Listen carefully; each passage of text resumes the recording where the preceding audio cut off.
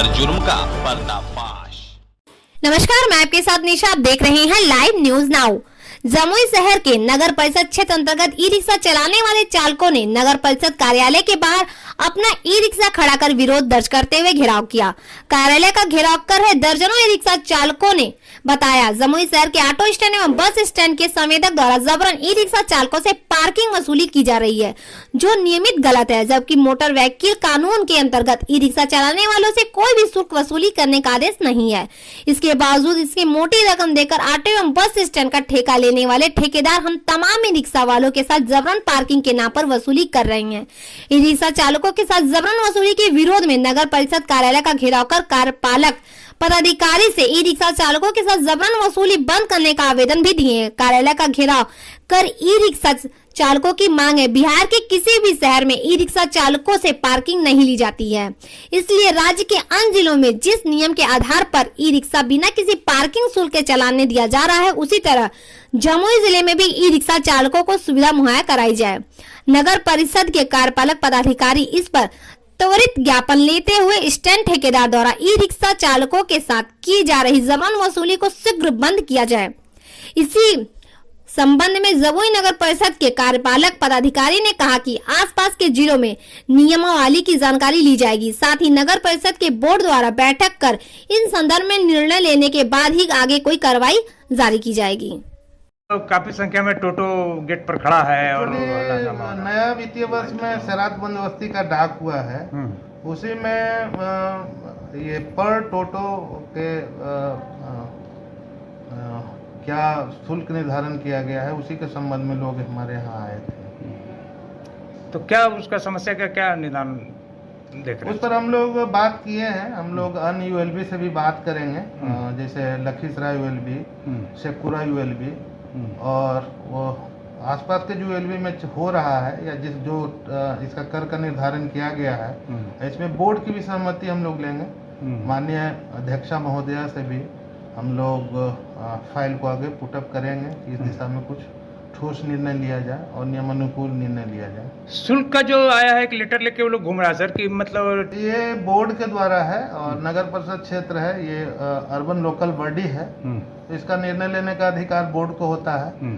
Board में ही इस तरह इसका प्रस्ताव रखा गया है, जिसमें बड़ी गाड़ियों से 150 रुपया, कोई भी नगर परिषद क्षेत्र के बस स्टैंड से गाड़ियां खुलती है या शहर में हमारे यहाँ क्रॉस करती है, तो उसमें शुल्क का निर्धारण बोर्ड के द्वारा किया गया है।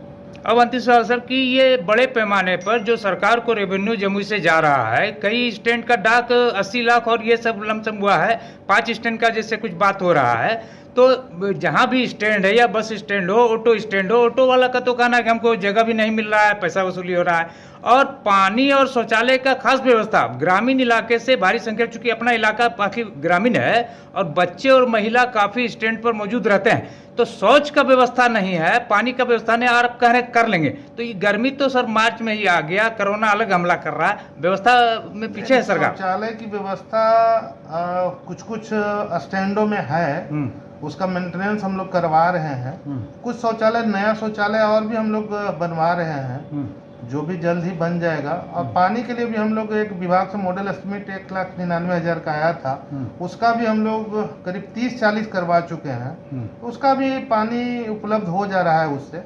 और अगर इसके बावजूद भी पानी का कहीं किल्लत होता है तो हम लोग पियाऊ का भी व्यवस्था करेंगे, और गर्मी के दिनों में हम लोग कहेंगे, बोर्ड में रखेंगे माननीय अध्यक्ष के पास कि पियाऊ का इस बार व्यवस्था किया जाए। नगर परिषद में पानी का व्यवस्था बोधवन तालाब में तो है, झाझा बस स्टैंड में भी मेरा अस्थायी रन बसेरा है, उसमें पानी का व्यवस्था है, उसमें ऑलरेडी शौचालय की भी व्यवस्था है, अगर लोग उसका उपयोग करना चाहें तो कर सकते हैं। और बाकी जगह स्टैंड पर ये पा हुआ है, वो 3 शेडेड यूरिनल है, उसका भी प्रयोग कर सकते हैं। बाकी जहाँ नहीं उपलब्ध है कब तक होने का हम लोग जल्द करा देंगे। नगर परिषद में हम लोग ई रिक्शा को चलाते हैं, 6 से 7 अभी ऑटो स्टैंड है, बस स्टैंड है, हम लोग से पार्किंग वसूला जाता है। हम लोग 300 रुपये में जो है टोटो किराया पे लेके हम लोग चलाते हैं।